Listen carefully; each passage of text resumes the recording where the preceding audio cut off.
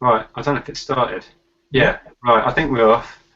Hmm. Hi guys, it's Nick here. Right, I'm here again with Tom, the English picker, who I'm sure by now you all know. So say hi, Tom.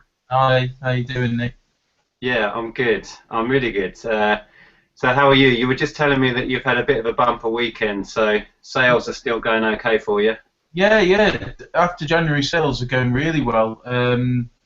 It's bloody freezing here, hence the hat. But yeah, it's going really good. I stumbled upon a thing at a charity shop of early dance music and hip hop. So sort of back to the old school stuff. This is like a back to the old school compendium and stuff like that. Really, some these bonkers albums, even on tape, they do really well. Um, Especially if you can put them in bundles. The early ones are just on tape, but yeah, they've gone great on eBay. They're sort of perfect for putting in little, some on their own, but in little groupings like you do. So Yeah. I've sold loads of those bonkers ones. There's a whole really big series of them, isn't there? Like all the way from number 1 to 20 odd or something. yeah, Yeah, yeah. I'm well with those. There was a guy. I mean, it might still be on completed listings, but there was a guy who had from all of them on one job lot, and he got hundreds and hundreds for this from the first one to the most recent one. Really, yeah. It was a big money thing, but he put it on auction, which is I don't know. Hmm, if it was me, I'd put buy it now and slap a high price on it and see what happens. Yeah. I so rarely ever do auction these days because I've been stung doing that before. I mean, you're probably the same. You start something at a low price to try and get people in, and then it just goes nowhere, and then you kick yourself afterwards. But yeah, I rarely ever touch auction anymore. It's funny actually saying about auctions. I put some stuff on this weekend. I had some like those ceramic beer steins, like Lowenbrow and things like that with the pewter lids. And I thought I'll put them on auction because they might appeal to more than one person. And I'm not entirely sure about the pricing because there was none identical that had finished in the last 30 days or whatever it is. So I put them on auction and none of them got any bids at all.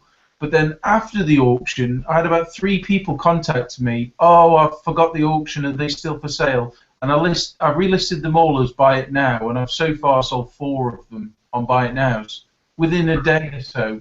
But yet it was on an auction for a week and nobody bid. And I've sold them for more as a buy it now. It's just weird. Yeah, I've been using eBay since the late 90s, and I've seen it change totally from an auction site to a retail site really.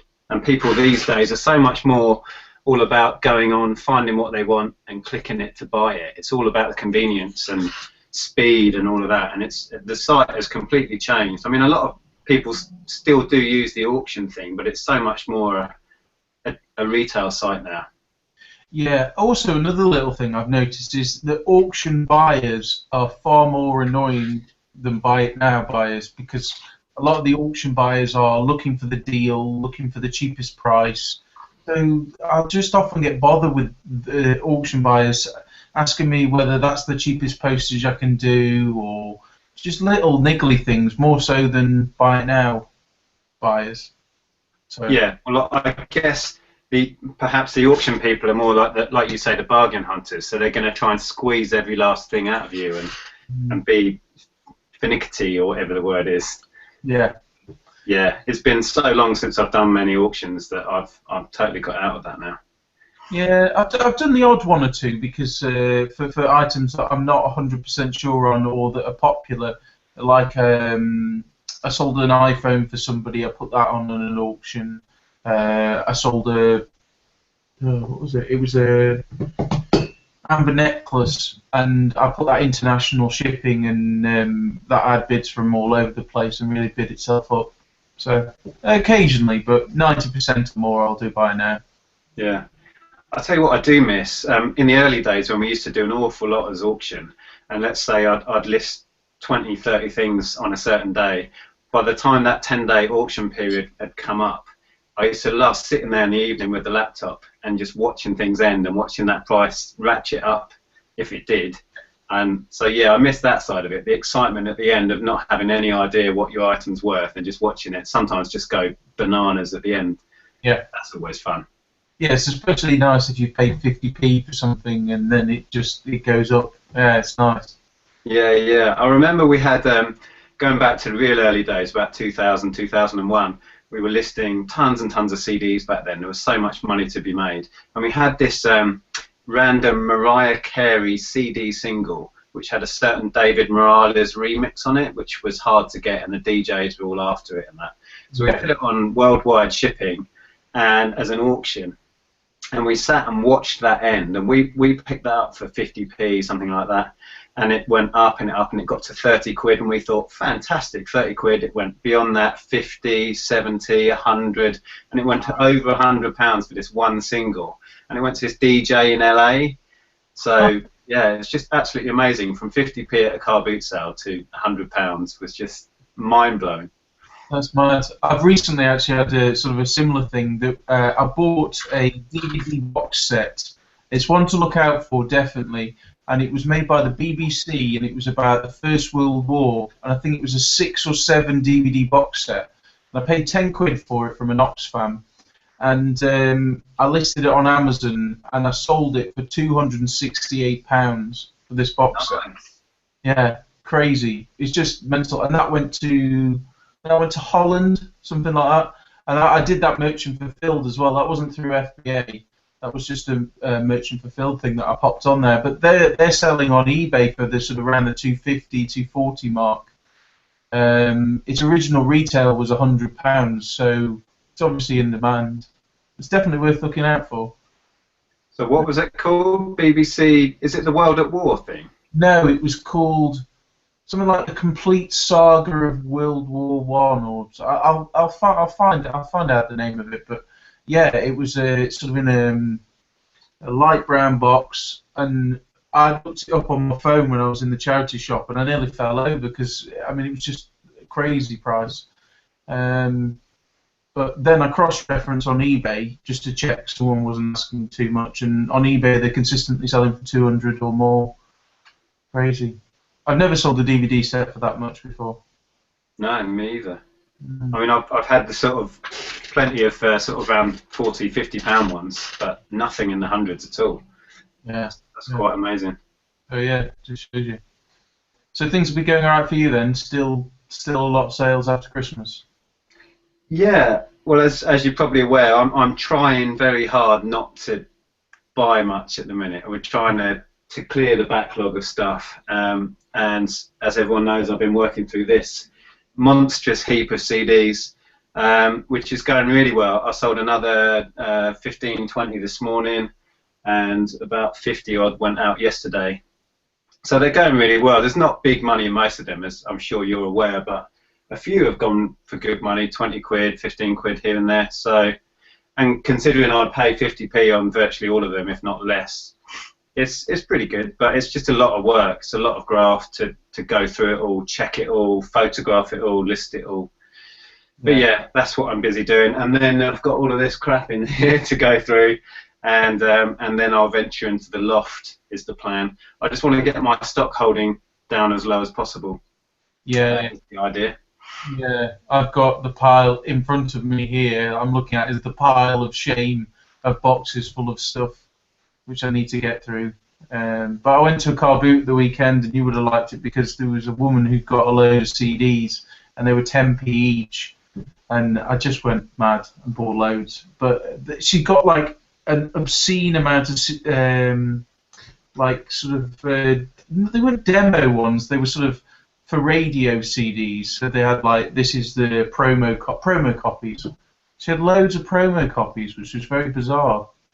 So I bought quite a few of those, and I'm trying to do a bit of research on them. So. Well, at 10p each, if it was albums and stuff like that, I'd have just made an offer on the whole box, I think, because at 10p it's worth it for the spare cases. Yeah, problem was a lot of them were knackered. Right. So, yeah, that was the problem. But I did get quite a few, and I got quite a nice. She had some games as well. I got a promo copy of a Xbox game. I know you had those PlayStation ones a while back, didn't you? This is a promo one. quite good. And that was 10p as well, so always nice. Yeah, you can't go wrong. I haven't been picking much up. I did manage to find this. I couldn't resist it because I'm not buying stock really, but I couldn't leave this behind. This is the nice 1968 mousetrap. I tend to avoid the modern one, but this is so nice. I've never seen it in this condition. It looks like it's just come out of the shop, and it's God knows how old now. So it's missing. There's a little tiny spring that goes under the hand, which is missing, which I'm going to have to try and replace. And the elastic band was completely perished because it's so old, but that's easy to replace. Apart from that, it looks like it's barely been used. It's so cool. And I remember this as a kid in the 70s. So, yeah, and that was only £1 as well. It's absolute steal. Oh. I mean, you can sell the balls for more than that. The replacement big ball goes for more than that, and the little ball bearings. So I had to grab that one when I saw it. Excellent. Yeah, I've gone through a spate of finding some older ones from the 80s. I found 3 copies of what's it called? I have to remember the name of it now. I've found 2 copies of Battleships and I can't even remember what it's called. Where you turn the dial things. Downfall. Yeah. Found 3 copies of the really old Downfall. I found that horse racing game. Is it Totopoly, something like that? Yeah. Yeah, that was good. And then I found one of the old Scrabbles with the wooden tiles as well. That was quite cool. And they were all like 50p and £1. Brilliant, really.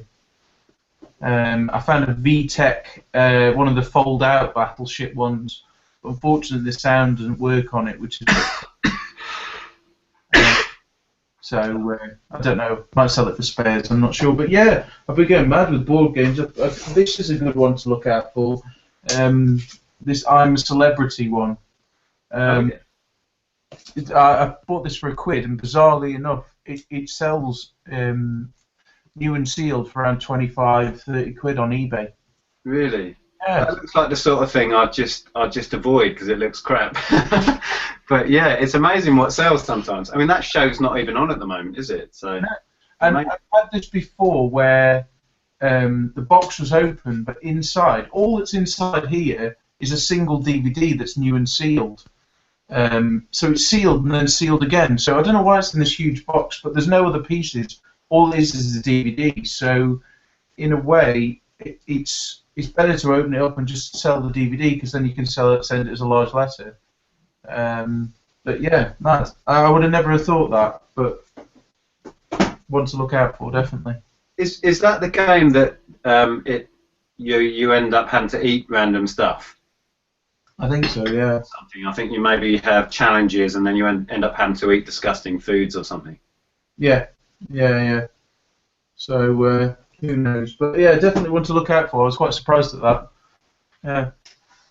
Another thing, like I say, I'm not buying stuff, honest. Another thing I picked up, and this is a name to watch out for, is Plantronics. They do like office phones and phones with headsets and call center stuff. I picked this up for £5, and all it is a little keypad thing for a phone, and then you plug in your headset, and it's got the headset. It looks like it's barely been used, if at all. And I looked it up, and this unit goes for 50 to 60 quid all day long on eBay. Wow. So it's a name to look out for. I think they're just high-quality phones, really. They're used for businesses. So, yeah, if you see Plantronics stuff, especially if it's boxed, just grab it, because they go really well. Yeah, those sort of things always surprise me. And I was thinking the other day, you know, about how sort of my business has developed. I mean, I started off buying the gold and silver and all that. And the problem with that is it's much like the auction bid. There's a set price, people know what it's worth, and everybody wants to haggle on it. But when you've got something like that for a business, if a business needs it, they need it right there and then, and they'll just buy it. And that's great in a way, because then there's no sort of haggling, or it's a necessity rather than a luxury, which is quite nice. Yeah, absolutely. I've always done really well with that sort of stuff because it has kind of a set value. If you went to buy that new, it would cost you 100 or whatever. So second hand, you can pitch yourself 50, 60 pounds, and it will just go. You know, it's got a perceived set value, whereas with collectibles and things like that, like you were saying with the auctions, it's a big grey area, and it doesn't really have a set value. So it's, you know, how much do you ask for that sort of stuff? But you're right with this. It's when you're selling to businesses or electronics and stuff like that, you can set your price and get it every time. Yeah. I've also done quite well lately with your tip on selling Wii cables. I basically stockpiled about 5 or 6 Wii consoles that I bought throughout the summer, and it really was hard for me to sell it separately, but I've done great selling just in bundles like this. The controller's separate, and then the sensor bar with the power cable and the AV, and then the console just on its own. I would have never thought until watching your videos that someone would just buy a console with no cables, but I've sold every single one. It's mad. Yeah. Well, as you know, I've had so much joy doing that. And when you break it down and add up what you get for each separate component, it's like twice as much as you get if you sold a Wii console as a Wii console, because everybody's doing that. But it's strange. People get into a different mentality. If their pet hamster chews their power cord, they're happy to spend a tenner on a replacement power cord. When if you really searched hard, you could buy a whole Wii bundle for 20 quid. But that's not what they need. So they only want that one thing, and they're prepared to pay a tenner for it. So yeah, it works really, really well. Because people are almost sort of precious about it's got to be kept together and all. It's weird because before, when I had the boxed ones, I put it in the box, make it all look nice, and I send it off to Amazon. But I'm not going to do that anymore because I get about 50 quid, 45, 50 quid selling it on Amazon. But if you sell the controller for a tenner, the cables for whatever, you make just as much, and it's a lot easier. It's weird. So yeah. Yeah. And the other beauty of that is when I did my last load of Wii's, it's like one listing of a cables bundle times 6 available, and you can do the same thing with the controllers, like one listing, so it's like 5 minutes work, you know, standard white Wii controller, $12.99 or whatever it is, and then you just put 20 available, and that's it. The work's done, and you just sit back and just keep sending them out. And it took no time for me to clear all my Wii stuff. The Wii balance boards were amazing last year. I put on 5 or 6 or whatever, and they'd all gone within a few days. Just amazing. It's strange. Yeah, I've got a couple of the balance boards, and I've got one of the black ones that I still haven't listed. And I've got like this stockpile of PlayStation 1s and PlayStation 2s. I've got 8 PlayStation 1s and then 3 broken PlayStation 1s. And then I think I've got 12 PS2s, various different colours, and silver and black, and the thin ones. And I still haven't done anything with them. And I don't know how many PlayStation 2 controllers I've got. I've just got a huge box full of them, which I'm gonna get to sooner or later. Yeah, so the hassle with that stuff is testing it all. You know what I mean? With the PlayStation ones, I do buy it if it's the right price, but I find I've had so many years of experience when we had the game shop of buying in PlayStations, and there's so many potential faults with those. You know, they're a bit of a minefield. There's so many buttons that you've got to test. There's so many faults that go wrong with the PlayStations that they're a minefield. So I tend to avoid PS2s. PS1s, funnily enough, I still do buy if I find them. But yeah, PlayStation 2s, I really don't like that console. They just all die. It's like the old Xbox 360s. They're the red ring. Yeah. I didn't buy Xbox 360s at the car boot sale, full stop. Unless they're stupid cheap. And you can look on the back, and if they're more modern ones, if they're sort of if they're after 2008, you're pretty much alright. But still, every single Xbox 360 I've bought from a car boot sale hasn't worked. So that fair. Yeah. It's worth it for the power cables and the hard drive. If you get the hard drive with it, it's worth it, because that's worth sort of 10 quid or so. Yeah, that's exactly what I was going to say. For a while, there was a period where you'd see Xboxes all over the place at car boot sales, and they'd have signs on saying not working, and everybody would avoid them. But I used to pick them up, and like you just said, if they had the power cable if they had the HD drive, a hard drive on it as well, you could think, well, I've got a tenner there, I've got a tenner there, and then I used to sell the units as for spares or repairs as well, and get 10, 20 quid for them. So I used to pick them up for a fiver or a tenner and do really well on those. But I don't see them anymore. I don't know where they're all going, but I don't see as many broken ones at the boot sales. No, neither do I. I've done well as well as if you find ones with the wireless receiver bit on the back, because if you pull that off, that sells for sort of 15 quid or so.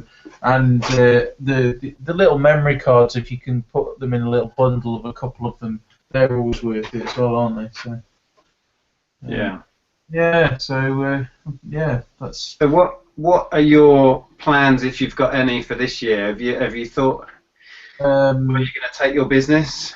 Well, I'm kind of aiming for the Scrooge McDuck model, you know, with the big pile of gold coins with the diving board over the top, something like that. But I don't think that's going to happen realistically. So I think mainly it's pushing forward with Amazon, still doing Amazon. I'm still clearing all these bloody books that I've got, and focusing more on the side of eBay that is a quicker turnover, sort of some of the more popular products, get those out and then deal with the lower price or annoying ones later.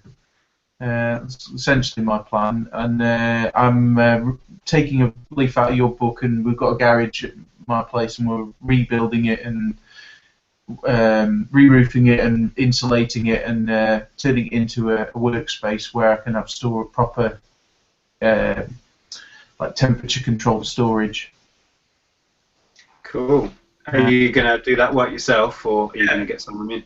Yeah, I'll do that myself. Yeah, so it should be alright. I might need a little bit of a hand, but yeah, it's just a single car garage, which I'll do some videos about the progress on it. But yeah, it should be there. I mean, it's used as storage at the moment, but the problem is it's essentially outside, so I can't keep books out there because they'll just absorb moisture out of the atmosphere. So yeah, how about you?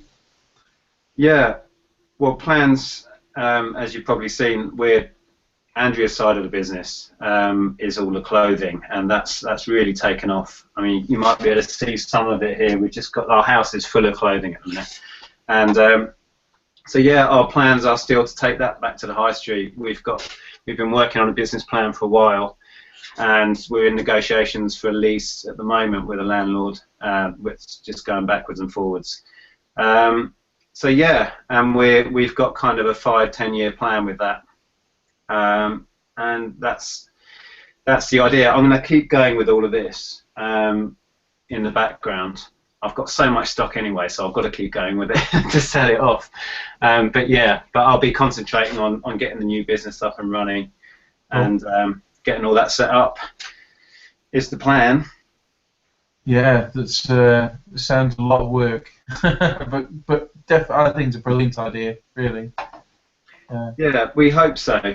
I mean, it's funny because since I mentioned our plans to go to retail on YouTube, and I chat on a couple of Facebook groups as well, and a lot of people have been saying, "Oh, Nick, are you aware of how expensive it is? And are you sure you want to get into retail and stuff?" And I forget that most people won't know my background. I mean, I've been in retail for most of my working life, and I've owned and run shops for years and years on end. So I am aware of the risks and the costs and what retail is all about. But you know, that's a risk we're prepared to take.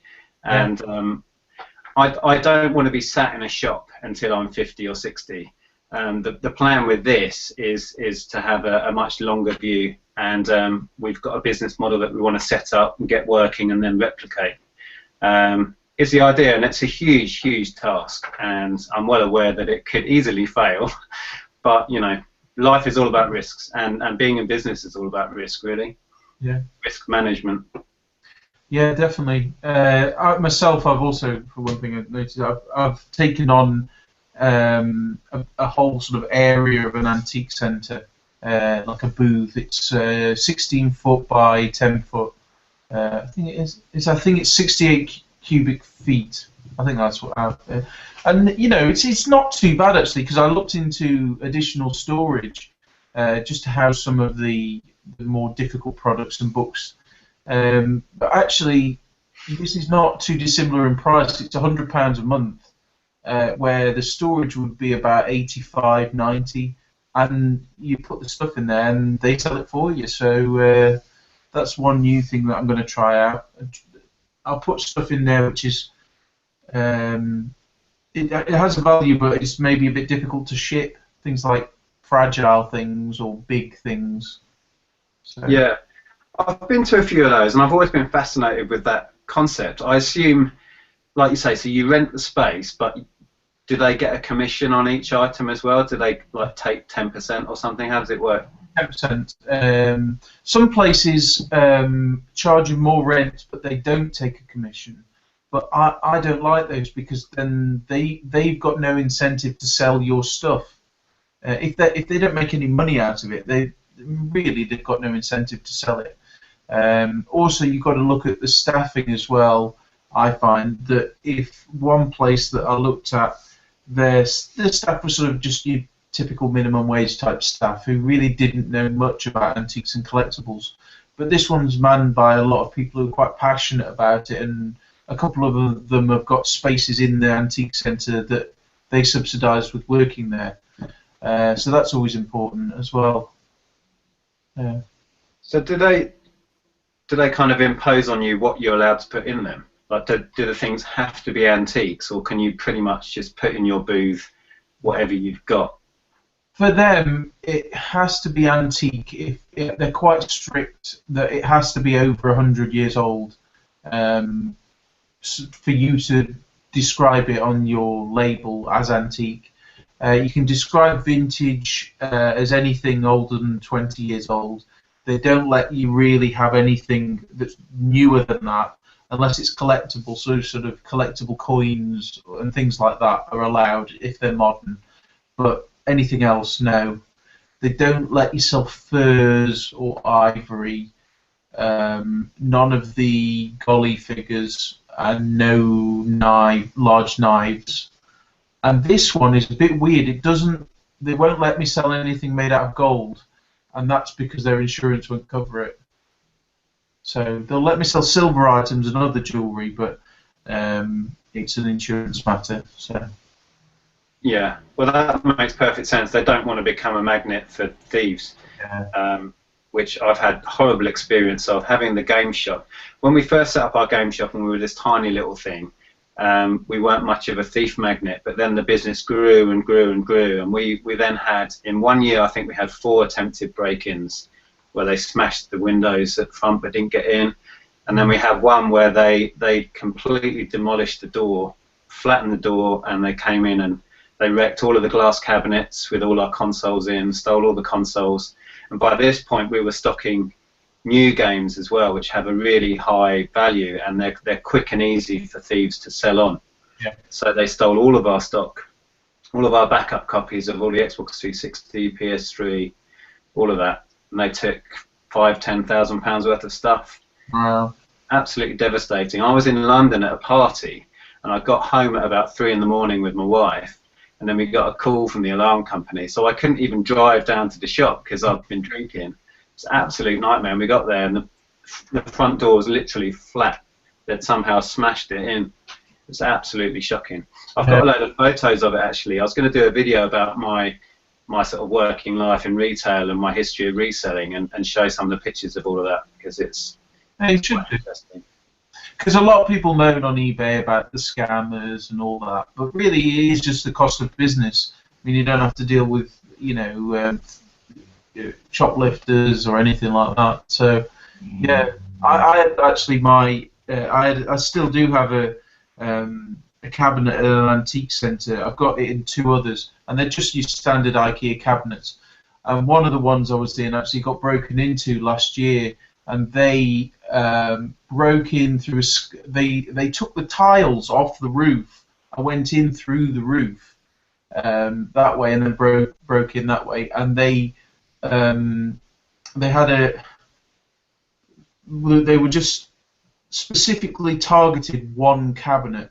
They didn't touch anybody else's stuff except for this one which she just did high price, high carat diamond rings and things like that, and they took everything in her cabinet. and then they left. They didn't touch anybody else's stuff.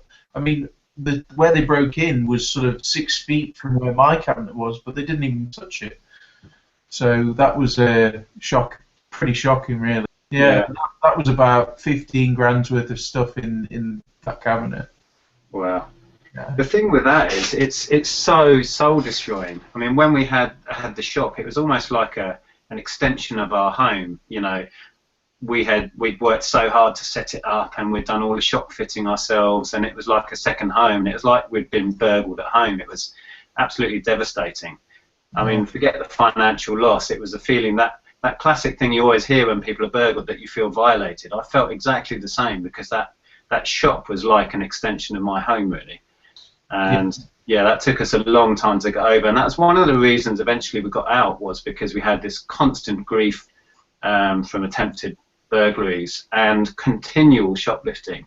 And then we had staff members that stole from us as well, and it was just like we were just worn down and down and down until in the end that's when we decided to sell the business. But I think I explained to you last time that all fell through anyway, so we ended up closing it, which was a real shame. Yeah, it is a shame, but I mean, like you said, you know, with stealing the new games and this gold, it's quick stuff that's easy to sell, but I don't think anybody's going to, you know, want to steal a Twin Peaks music CD off me, even if it does sell for 20 quid. It's not quick to shift. It's long term, slow money rather than quick, short term. So yeah. Yeah, I was going to say about this global shipping thing. You know, I touched on that in my video because I signed up for the global shipping just to really give it a go and find out what it's about. And I sold one, and you reckon you've got some information about that? Yeah, I've actually joined it as well. A few days ago, actually, before we put the video out, I got an email about it, and I decided to join it as well. But I haven't put it on all my items, because you can turn it off and on your items. I do it through an iPhone app, and you just go into the preferences and you can switch it on and off. And I've turned it off on items that are fragile, overly large, or anything like liquids, or that might have something like that, or like I've got some old film and tapes, those sort of things which could get easily damaged. But yeah, the reason why I'm not against it. I think it is a good idea, but when I've in the past bought silver coins from America to resell in the UK, you'll buy a coin for say £20, and off a normal seller they'll charge you maybe £4 or something for shipping, which is great. And then I could get it and sell it for 50 here or 40 maybe, and that's great. But if the person's doing global shipping, you pay £20 for the coin, and you could pay £30 just for the postage, which just doesn't make any sense at all. Because what happens is they'll charge you track shipping, and then they'll also charge you an import fee as well, which the speculation as to whether they actually do pay that to the government or whether eBay keeps it themselves, on the discussion boards there's been lots of. So for items where there's very much a set price, it really, it rules you out from international sales. And a lot of people I know that sell in America don't use the global shipping on those sort of items, but on more collectible items, it seems to work, or higher price, it seems to work well. So, yeah, I don't know. Yeah, I think what I'm going to use it for is a lot of my stuff I don't bother putting international shipping on, because it's a bit of a pain in the arse to do international. It's not a big deal through my online Raw Mail account, but I have to put all of those in a separate stack, and I have to deal with it differently. And for stuff like the CDs, for example, in the past, I'd never do those international, because it's not worth, on a £3 or £4 CD, it's not worth my extra time to send it internationally. Yeah. But I can just, like you said, click a button, and then if some random guy in Germany wants to buy a CD, he can, if he wants to pay the £10 postage fee, because it's no more work to me. So I just shove it in my sack full of second-class mail, and I forget about it. So for that, I think it'll pick me up a few sales that I wouldn't have had otherwise. Yeah. But more expensive stuff, or like you say, things that you're a bit more concerned about, I'll probably fulfill myself and continue to do it that way internationally. Yeah, I mean it's interesting though because as far as I understand it, as long as you get it to this shipper or depot wherever it may be safely, then you're not responsible from that point onwards. So if it then gets lost after that point, you're not responsible for reimbursing them. It's the shipper's perspective. So in that sense, it's quite good for the higher priced items because then you don't have to deal with the palaver of it gets lost and claiming for it and all that. So Yeah, yeah, I suppose you're right. I mean, yeah, because if like you say, if you can prove you got it to the shipping centre and everything beyond there is eBay's problem, then yeah, I suppose for just about anything it would make sense to do it that way. I don't know where you'd stand with really heavy stuff though. I didn't read through all of the pages of information on eBay. Is there a weight limit that they'll take for the international thing? Have you seen that on there? yeah, 30 kilograms, which is quite a lot actually. 30 kilos. I mean, you're talking. I've got a box here actually. Just show you. It's these are the typical Amazon boxes I use. They're 36 centimeter cubed, and one of those filled to the brim with books will weigh under 30 kilos. So you could send quite a lot of stuff, really, something pretty heavy. But what I don't understand is how does the shipper know how much to charge them? Yeah, that was my question. How would, if you listed that box of stuff Yeah. on eBay and you click global shipping, how would they know what the weight is, and how would they know what to charge the buyer? Yeah, that's the bit I don't really understand. Yeah, no, I don't get because it could be like this, which weighs absolutely nothing, or this could be a solid piece of metal and weigh 15 kilos on its own, and they have no idea because in the eBay listings you don't put the weight. So I'm not entirely sure how that section works. So yeah. No, I don't know. I'll have to look into it, unless there's somewhere that you have to declare the weight. But I certainly didn't with the stuff that I've put on it already. But then what I was going to say was, with CDs, it's in a certain category, and they assume the weight anyway in certain categories. So unless in other categories you have to declare weights, I've no idea. Well, there was a bit of a thing. I listened to they used to be called eBay Scavengers, and they're now called Scavenger Life, Jay and Ryan. And they do global shipping. And there was a bit of a palaver a while back in America where before Christmas there was a problem with global shipping because people were sending stuff to it, and it was a lot either bigger in size or heavier than they anticipated. So eBay were losing money because they weren't charging enough postage. So eBay kind of freaked out and said, okay, for every item you've got to provide dimensions and weight.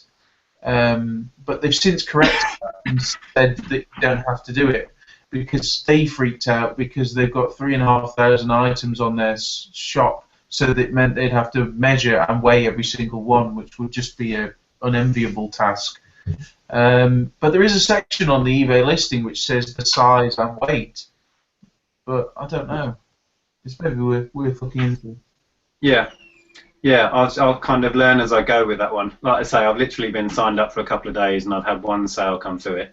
But I thought it was worth mentioning in that video I did because, it's something that a lot of people will want to try. And I think for sellers that are perhaps just getting going in this and they want to expand the range of their products, it's a really easy, simple way to do that. And even for the likes of us, it does simplify the process.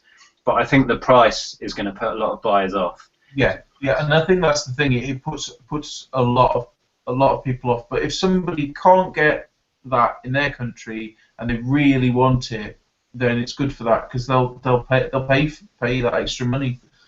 Yeah. So I mean, I'm big into the international shipping with Amazon. Probably a third of all my, maybe even up to half of all my orders are going internationally, mainly to Germany. So, What, the stuff that's going FBA? yeah, yeah. Mainly because a lot of these books are military books, and World War II German military books. Some of them are written in German, so that is part of the reason why. But yeah, quite a high proportion of items are going to Germany. And the other reason why I quite like global shipping is because I know Nick's not Nick, you're Nick. Joe's encountered this, is that he's had some stuff go missing when it goes to Spain and Italy. I've had quite a few items go missing, especially to Italy. So with this, you can still, appeal to that market, but have none of the risks of items being lost. Yeah. Yeah, I had a nightmare going back a year and a half, 2 years. I had a spell where I was selling an awful lot of stuff internationally, and I had major issues with Spain and then major issues with Portugal. Like, if I sent 5 things to Spain, 3 I would get a claim saying it never turned up.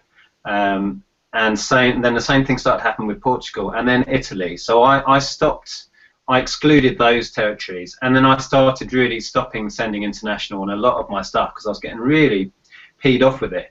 The trouble was, it was things that weren't a lot of value, so it wasn't worth me advertising, say, a CD for a £5 and then sending that, making my international delivery tracked. So I didn't, because I wanted to get the sale. I didn't want to put like £10 shipping on it. So you just send it standard international, and then you just get this claim come through that it didn't turn up, and I lost so much money. So I never send to Spain, Italy, Spain, Portugal, and Italy now. Yeah, same here. I mean, I've had things where I sold it was a part of a sprinkler system, and it went to Burma. Is it Burma?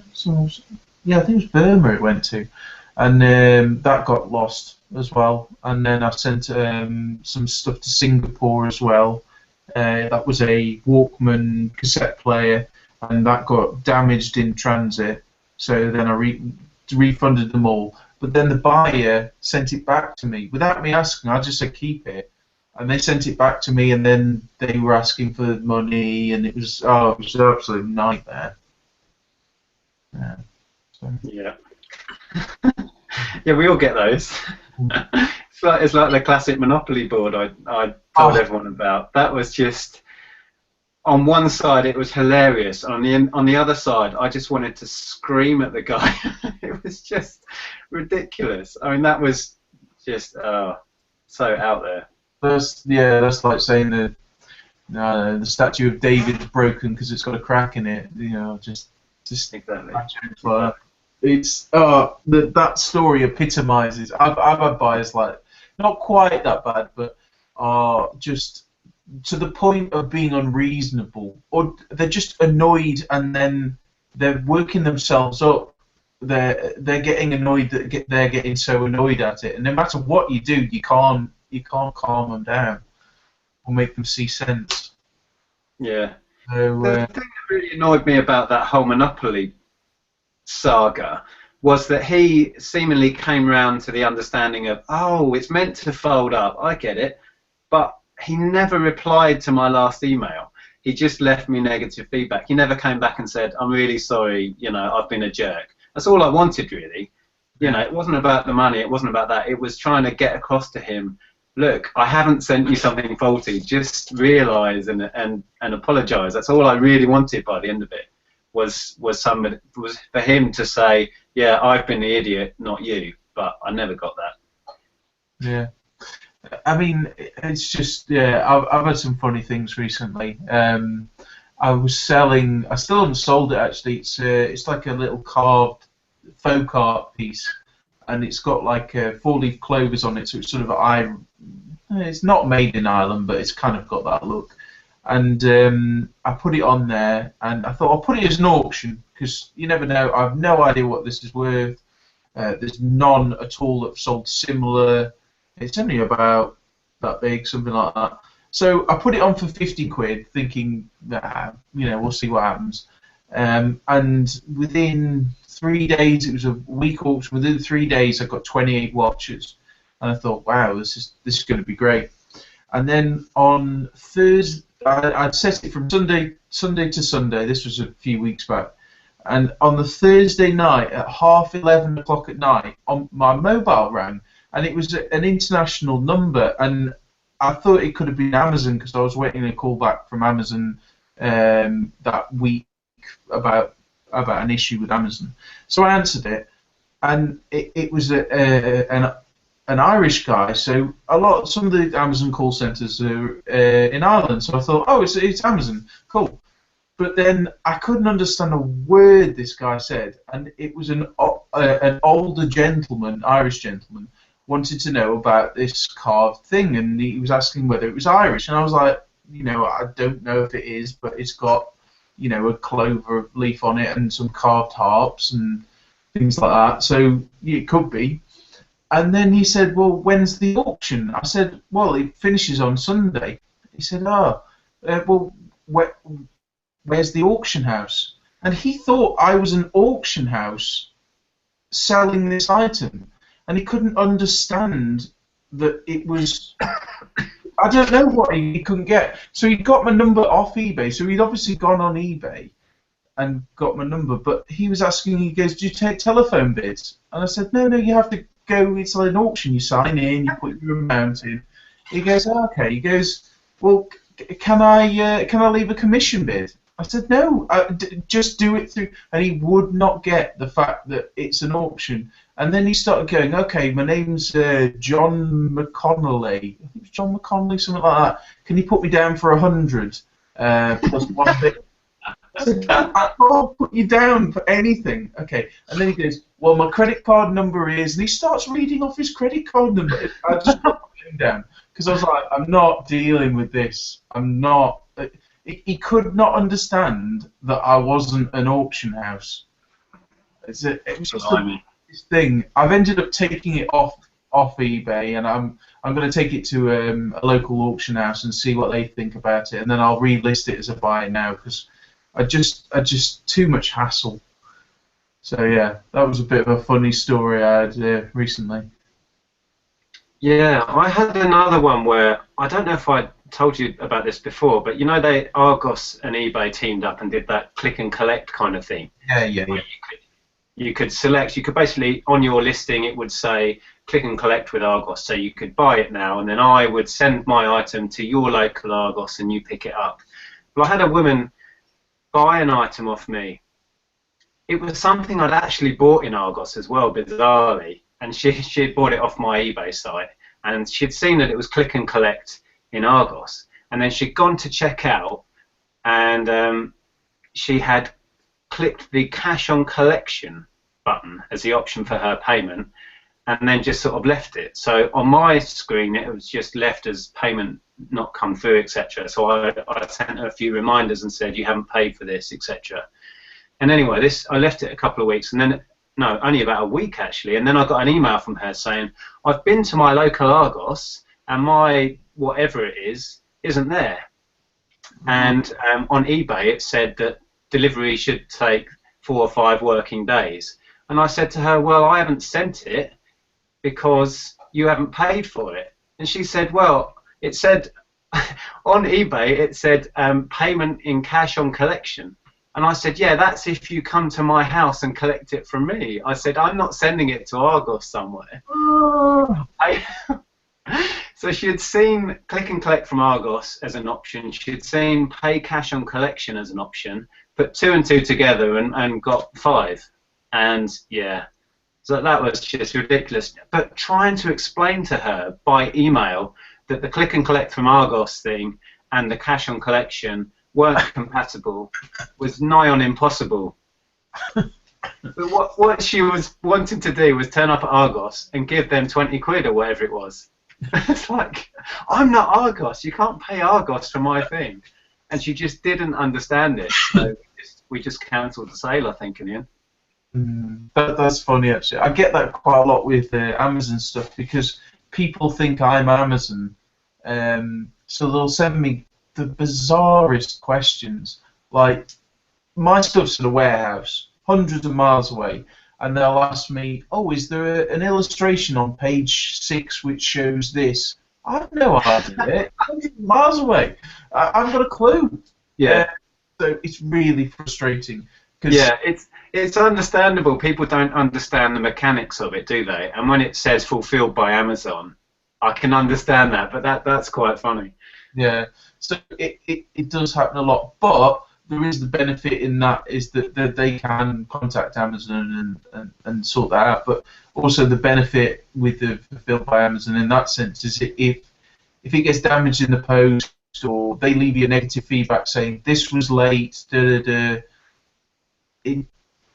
annoying. It's not like eBay that it gets removed, but they draw a line through it, and you can still read it. Draw a line through it, and it says this item was fulfilled by Amazon, and Amazon accepts all responsibility for this. So when people look through your feedback, they can still see all the negatives, but it just says Amazon accepts this responsibility, which is it's not quite as good as eBay. It's easier to get them removed than eBay, but they're not really removed.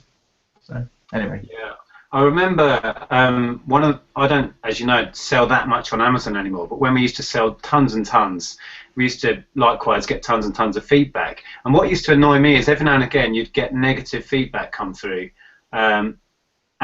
but what people were doing was, let's say I sent them a CD, they'd get the CD and they'd play it and they'd go, oh, that album was really naff, it wasn't up to the scratch, up to the standards of their last album. So they'd leave me negative feedback and say, this album's production values were really poor, 1 star. And they'd leave me as a seller negative feedback for the quality of the music on the album. And it's like, oh, what? You just don't understand what you're doing. You can actually get those removed as long as in the feedback they don't say, "Oh, this item, like the music was not as good as the last album, and the case was scuffed more than was described." You can't get those removed because they're also saying about your quality. But I had one where it was like a charades board game, and the woman was like, "The paper in this was tissue paper thin and didn't work." Gave me negative feedback, and I contacted Amazon, and it was scored through. And so you can get those removed now because people get product reviews and feedback mixed up. Yeah, exactly. I used to find that so frustrating, but yeah, that's people for you. If there's a way of confusing something, they will find it. I'm sure of that. Yeah, I'm not entirely sure how. I think feedback's more important on eBay than it is on Amazon, but for me it is a worry because if my feedback gets too low, they could ask me to leave Amazon, but then I'm financially blackmailed by it because they've got 4,748, I think last time I looked, of my items at their warehouse, and then to post it back to me, it's 50p an item. So it's a lot of money. So I've got to be bob on with my feedback, in that sense. Yeah, definitely. I've never thought of it like that. I mean, they've kind of got you really. Once you've got that much stock in their possession, like you say, you're committed to that now because you'd never really be able to afford realistically to get it all back. Yeah. So it's. I mean, I don't know. I've currently got one negative and one neutral feedback on Amazon. The negative feedback was I sold a PC game, and I clearly put in the description, this is open, it's got a product key. I'm not sure if the product key works. You may have to buy another one. And the person just left me a negative, said product key does not work. And I couldn't get it removed because the item technically didn't work, which was really frustrating considering I'd already put it there, and now from this point on I'm no longer selling used PC games because some product keys won't work. Things like Half-Life, made by Valve, it's only one product key per PC, so you'd have to get a new one. Even though there's loads of people on Amazon selling Half-Life games, they won't work, so I don't know why. Yeah, that was a negative, which was really annoying, and that was really early on I got that, and that just I mean, it won't get removed in my lifetime feedback. It'll still be 99.9%.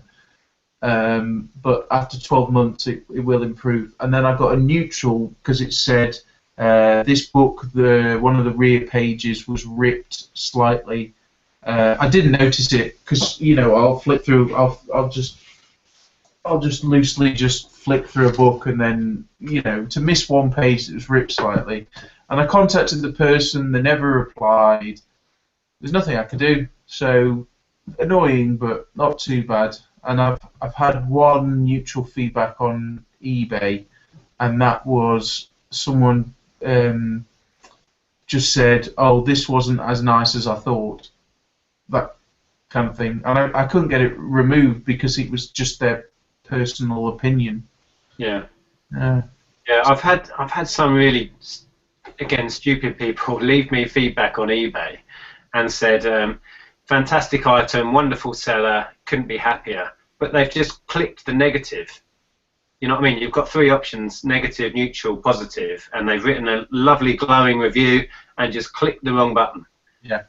And then I have to jump through all these hoops to get that removed. And it's just like, oh my God, how difficult is that? You know what I mean? You've got a choice of three. Oh, it just winds me up. Yeah, I mean, a lot of people moan about that, and I know a lot of people are still stuck on the fact that you can't leave buyers negative feedback and all that business, and some people just need to let it go. But I'm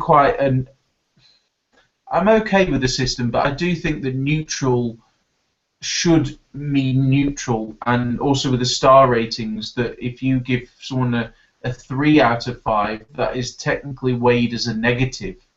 So, I don't know. Yeah. I think eBay's system is quite clever, because for the likes of me, I really try to maintain my top-rated seller status. Yeah. Because I think I currently get 15% discount on all of my fees and everything. So it's well worth me maintaining that. So I really have to be so customer-centric, if you like, and try and avoid all these negative feedbacks and all of that. But then that works in the buyer's favour, because they know that sellers like me are going to jump when they say, I've received this thing and it's got a tiny scratch on it, I want my money back or something. Whereas, in reality, half of these people are they're just firing off emails trying to get money back for no real good reason. Yeah. But because eBay has weighted it so much in the buyer's favour, and we are so scared to get negative, a lot of sellers are too quick to just give money back. So I really don't anymore. I wait for them to open a case, because if somebody opens a case, you can then address it and you can have a conversation with them, and it's all on record with eBay. And at any point during that period, you can still say, okay, I will decide to refund, and you don't get a blemish on your account as such. So that's what I tend to do now. I kind of call their bluff and make them go through the hoops of opening a case, because I think as a buyer, I might be wrong in this, but I think as a buyer, eBay keeps records of how many cases you're opening. Yeah. And eBay can eventually say, okay, you're just being a pain here, and you're being unreasonable. You're opening cases left, right, and centre. So what I do, unless it's something that's obvious and something that I think, okay, yeah, that's fair enough, I will issue an apology and a refund and give them their postage back straight away. Don't get me wrong. But when I have a suspicion or a feeling that I'm being scammed, or I want to question it, I will do that now, and I will make them open a case. Yeah, I mean, it's interesting though, because I do the same. I'm quick to respond, but I've had a lot of incidences lately of the last 6 months of people who just don't know how to use a product rather than it not being right. And a couple of times I've been too quick to refund them, and then they afterwards said, "Oh, sorry, I just didn't know how to use it." But then, I've already refunded them. And also, I don't know how some people don't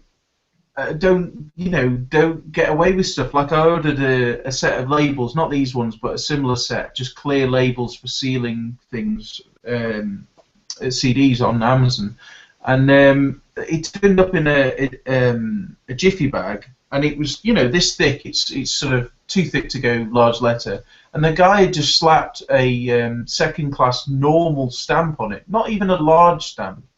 And of course, it you know, there was the additional charge to make it up to the small parcel. And he took 10 days to get back to me. And this was a big seller as well. I mean, he'd got several thousand feedback, you know, and he'd not got a huge amount of items on there. He did sort of got 30 or 40 items. But yeah, and that was a right pain to sort out. And I just think, how are these people still on eBay? When I'm jumping through hoops to make sure everybody's all right, I don't know how these people are still doing it. But yeah, we had that before Christmas when we were sending out tons and tons of stuff, and you know, working ridiculous hours to make sure everything was in the post the same day, or at very least the next working day, and trying to fulfill all these orders in time for Christmas. We ordered something for our daughter, and we had such a long lead time on it. We ordered it well in good time, and it turned up, you know, like last week or something. And we thought, how on earth, you know, did it take that long? It took like 2 weeks or more to get to us. It was just ridiculous. And this again was from a really big power seller, etc. But we still wanted the item, so we just kept it, and just, I don't even know if we've left feedback for it yet. But yeah, it frustrates you when you're a seller and you buy from other sellers, and you just don't get the service that I provide or you provide. It's really frustrating. I ordered a set of scales. It was just before, I might have mentioned this before, it was just before Christmas. Now, obviously, I understand people can't post it over Christmas, but and it turned up last week, I think it was. I think it was last week. Because I would send messages to the seller over Christmas and New Year, nothing. And their thing said, you know, can dispatch within a couple of days. I think it was 2 to 3 working days. And I expected it to take longer because of Christmas and New Year. And there was in their shop there was no holiday settings or anything like that. And then early into January they went, oh, sorry, we took between Christmas and New Year off. No mention, no messages. Do you know what I mean? It's just like they acted like, well, of course we took Christmas and New Year off. And it's like, well, wait a minute, you know, don't just take orders and then not tell anybody. So there must have been quite a few people, because it was a big shop that had ordered stuff. But then when it actually turned up, it was good and I was happy with it, and there wasn't any urgency in it. But if it was something urgent, you'd be pretty annoyed. But I haven't left them feedback because I would feel wrong leaving them a neutral or a negative feedback, even though I probably should. Because also I wouldn't want like a revenge negative neutral because I sell something. So yeah. Yeah, I know what you mean. As a seller, I know how important it is to not get these negatives and to keep my account in a certain standing. So, yeah, exactly as you described, I'm like, oh, I should really leave negative because that was appalling service, like the gift we ordered for Ellen. But I probably won't. I might leave neutral or something. I don't know. But yeah, I'm too nice sometimes, which is a bit of it's a good fault to have maybe. Yeah, so now what I've done is I've set up a separate eBay account for when I buy stuff, because then there's no chance of a kind of revenge feedback scenario type affair, and then I'll just leave everybody negative feedback. Right. Okay. Yeah, it's not a bad idea to have a separate account for personal buying and stuff. I know a lot of people do that. Yeah. Yeah, it makes life easier, less complicated sometimes. I was just going to say, while I think of it, wasn't it you that asked me a while ago about screwball scramble balls? Do you still need some? Yeah, I've got 2 screwball scrambles with no balls. They came with little weird plastic ones that aren't magnetic. Well, that won't work. Yeah, I've got. I don't know if you've ever seen on my account, but I sell them as spares. So yeah, when we meet up, I'll remember to give you some. Cool. Yeah, that was an amazing little niche listing that I created, because I bought a screwball scramble, probably like you, at a car boot sale. Get it home. Oh, it doesn't have the ball.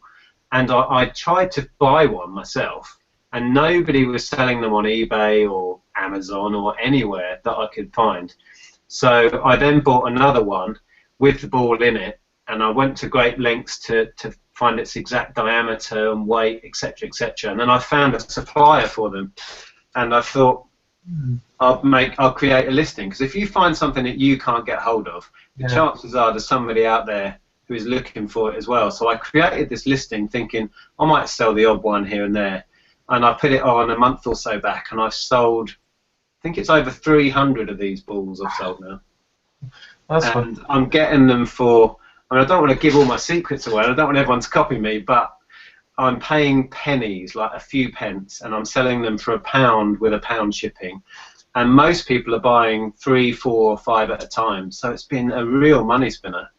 Yeah, and your tip about Trivial Pursuit has been great as well, because now the standard Genus Edition Trivial Pursuit, I actually did some sort of thinking about that. That there's no point selling it as Trivial Pursuit because the unit itself weighs more than 2 kilos. So to post that out for anybody else, you'd have to be sent parcel force, which means I think it would be about £12 to post it, because it weighs 2.2 kilos as standard Trivial Pursuit does. I'm sure someone's going to correct me on this, but it meant that it'd be stupid money to try and post it out. You can post it, obviously, my homes, but yeah. So now I don't at all. I just take it out, sell the cards, and then when I've got a few puzzle, the pie pieces, I'll sell them maybe. I haven't got round to that yet though. So yeah. Yeah. I think a lot of people on the back of my videos have been doing that and breaking them down. It just makes so much more sense. You can sell the 2 boxes of cards at £5 each. I have sold the complete game sometimes. I sold one just before Christmas because it was in mint immaculate condition. But even then, I only got a tenner for it with £2.99 shipping, because I can send it Royal Mail because it's all done on averages with my account. But yeah, it's funny as well, because with the Triv stuff, I sell little packs of 50 cards just as, like, you know, pub quiz questions or whatever, and they tick along at £2.99. And bizarrely, I was running out of Trivial Pursuit cards, which seems crazy considering back in the summer I sold that massive pile of Trivial Pursuit cards to that woman. But I was running out, and I only had a few left.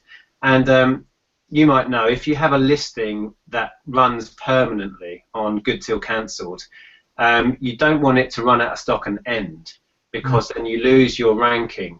Because if you have a listing running, like my Trivial Pursuit cards at 50 packs, the more and more sales you get off it, the higher your ranking is in the best match search. So you need to maintain the stock on that. So I was running low, so I thought what I'll do is I'll put the price up to a price where nobody will buy it, and then in the meantime I'll go to a few charity shops and buy up a couple of boxes. Yeah. So I put 50 cards, just loose Trivial Pursuit cards, up to £5, thinking, well, that'll stall the sales, and I still kept selling them.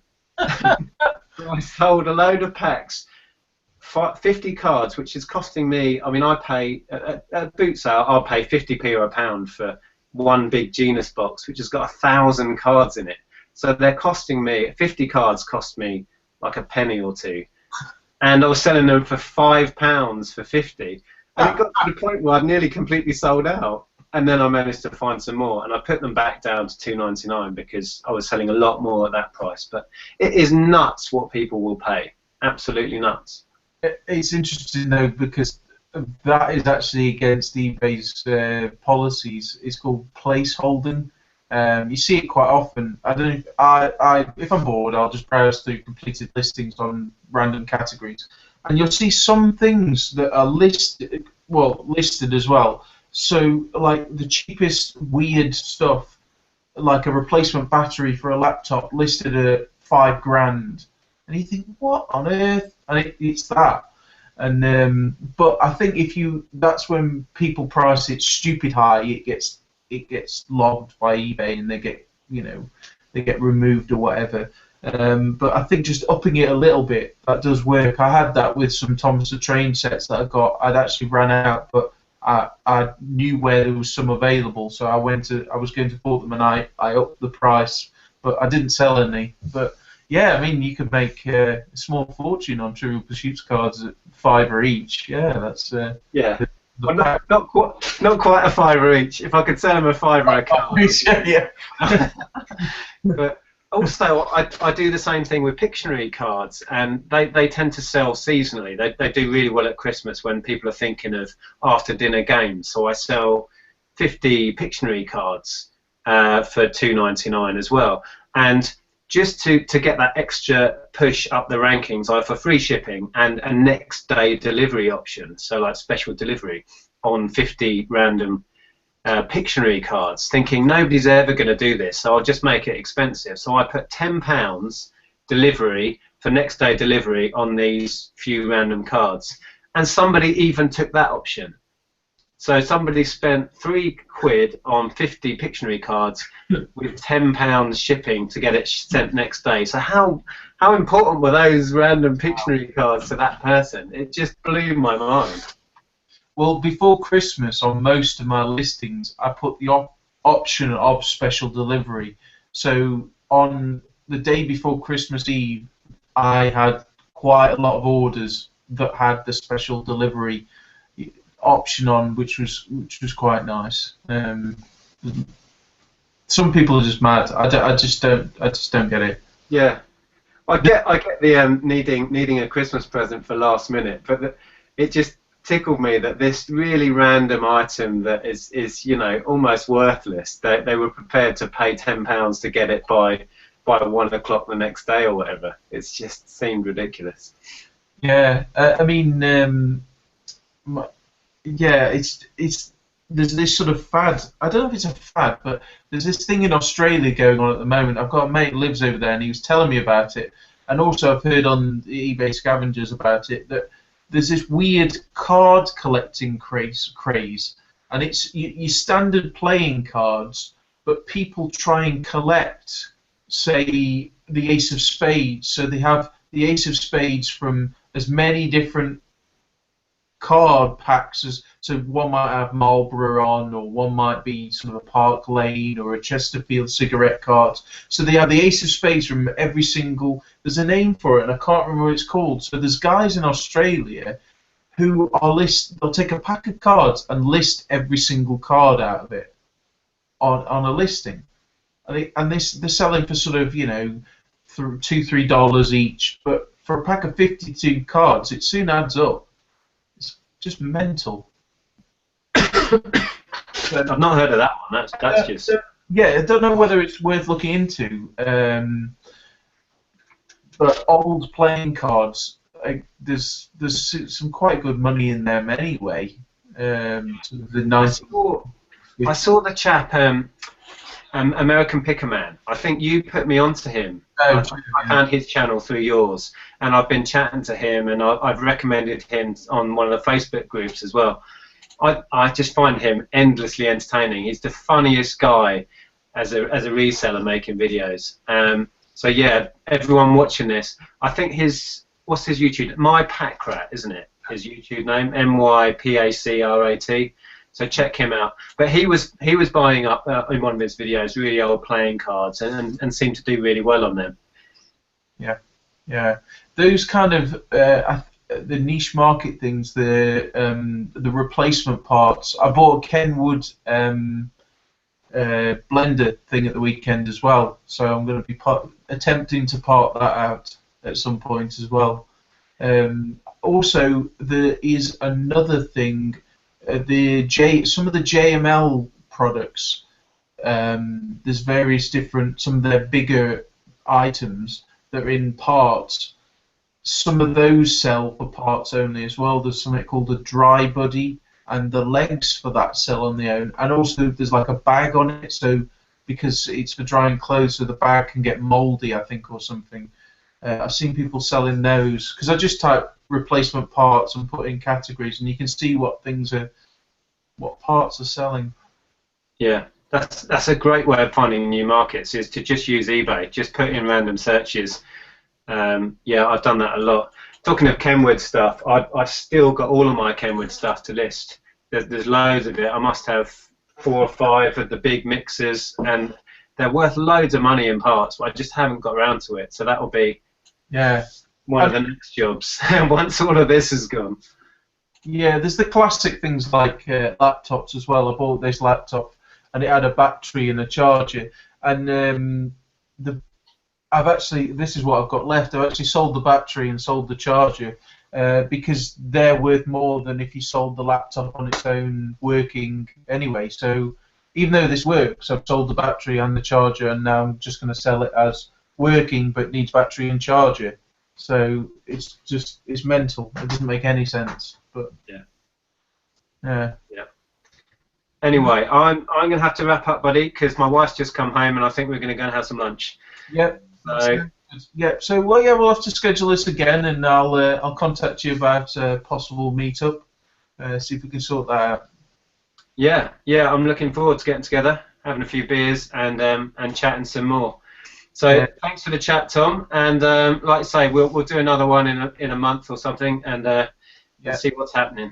And if anybody has any questions or comments, pop them in here, and we can maybe chat about them next time. Good stuff. Okay, cheers, Tom. Look after yourself, and I'll see you soon. See you soon. Bye.